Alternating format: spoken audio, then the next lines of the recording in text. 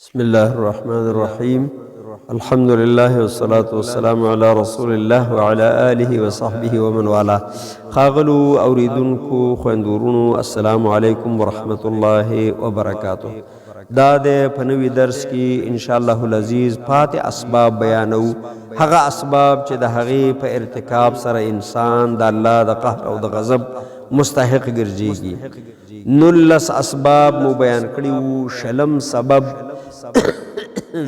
د الله عز وجل د عذابونو را لېږلو سبب هغه اتباع کل جبار عنید دا هر هغه څوک چې په ظالم او ضدي انسان پسې روان شي، ضدي کافر پسې روان شي، نو دی د الله د لعنتونو مستحق دی، لکه د سورة هود په 8 نمبر آیات کې. 21 هغه څوک د الله د قهرونو او د لعنتونو مستحق دی چې هغه د فرعون غوندې جابر او متکبر دی. نو څوک چې د فرعون په شان ته قیادت او رهبري کوي، د کفرونو او د ظلمونو او د استکبار نه ډکه، نو په هغه باندې به د الله لعنت وریږي. سورة هود 9 نمبر آیات.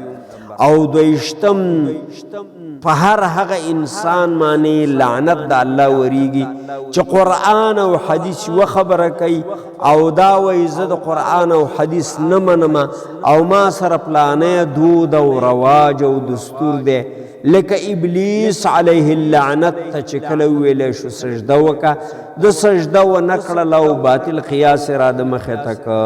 نو په سورة الحجر کې 15 نمبر آیت کې الله داسې وایي چې ابلیس وویل زه څنګه آدم ته سجده وکم، قال لم اکن لاسجد لبشر خلقته من صلصال من حمأ مسنون. ابلیس قیاس که قیاس باطل د نص په مقابل کې د الله د لعنت مستحق ګرځېده او داسې وویل چې نه یم زه چې سجده وکم هغه بشر ته چې تا پیدا کړی دی د ټنګېدونکي پخې او بدبویه خټې نه.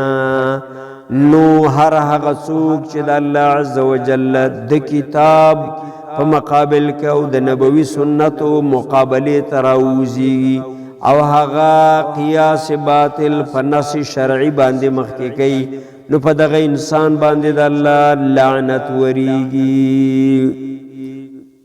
22 تمام شه. 23 سبب چې دی په هر هغه چا باندې لعنت وریږي چې هغه په بې ګناه انسانانو باندې تور د زنا وایي. یو مسلمان داسې دی چې هغه بدفعلي بدعملي نه ده کړې او بل په هغه باندې تور د زنا تړي، په د لعنت وریږي. الہ العالمین موږ د دغسې تورونو نه محفوظ وساتي. امین یا رب العالمین.